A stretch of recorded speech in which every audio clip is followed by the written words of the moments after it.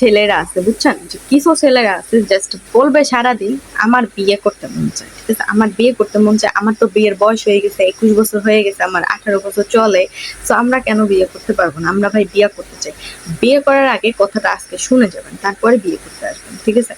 তো চলেন ভিডিওটা শুরু করে দেখেন।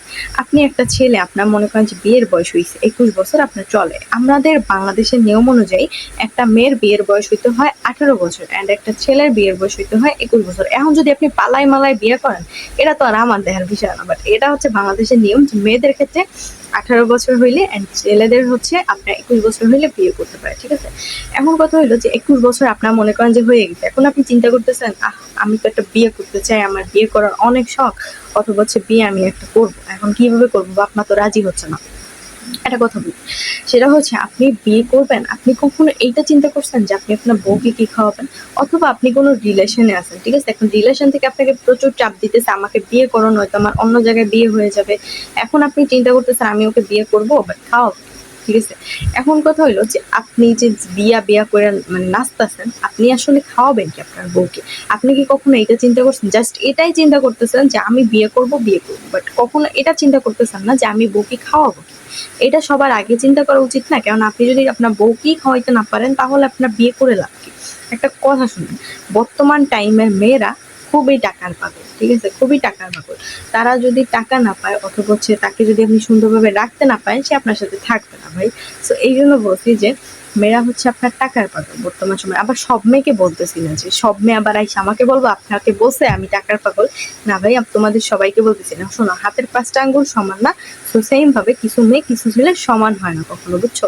যেমন আমার জিনিসটাই ধরো, আমি না হয় আমার হাত জামাইয়ের সাথে আছি, ঠিক আছে, আমি কিভাবে লাইফ চালাই অথবা হচ্ছে কিভাবে নিজে চলি সেটা তোমরা নিজেরাই দেখো, কিন্তু আমার মতো কেউ মানায় নিতে পারবে না ভাই।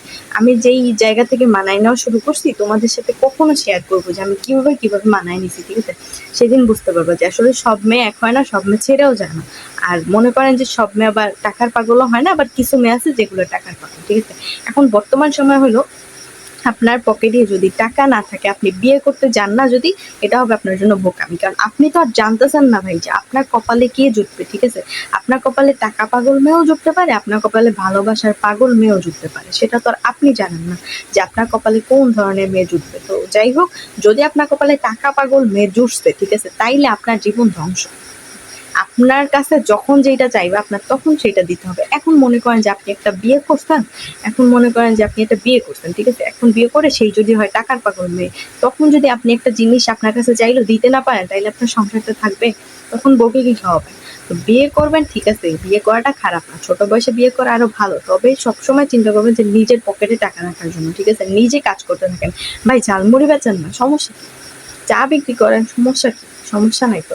কাজ কখনো ছোট হয় না, বাট নিজের কাজটা নিজে করবেন, ঠিক আছে। নিজের যাতে সংসার চলে অথবা নিজে চালাইতে পারেন, নিজের পকেটে জানি টাকা থাকে, ঠিক আছে। মানুষ ছোট থেকে বড় হয়, আপনিও ছোট থেকে বড় হওয়ার ট্রাই করেন। এমন না যে আপনাকে সারা জীবন চা বেচতে বলতেছি আমি, এটা কোনো কথা না।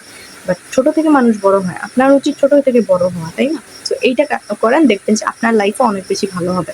অ্যান্ড বিয়ে তো সবারই একদিন করতে হবে, বাট সবসময় চেষ্টা করবেন যে নিজের পকেটে টাকা থাকে, কারণ টাকা মেয়ে যদি জুটছে না, জীবন ধ্বংস হয়ে যাবে বললাম।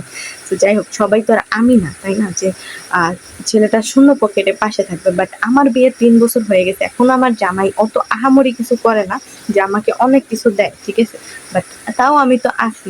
সবাই আমাকে ভাববেন না যে আমার মতো মেয়ে আপনার কপালে জুটবে, বাট নাও তো জুটতে পারে, আবার আমার থেকে ভালোও জুটতে পারে, বলা যায় না।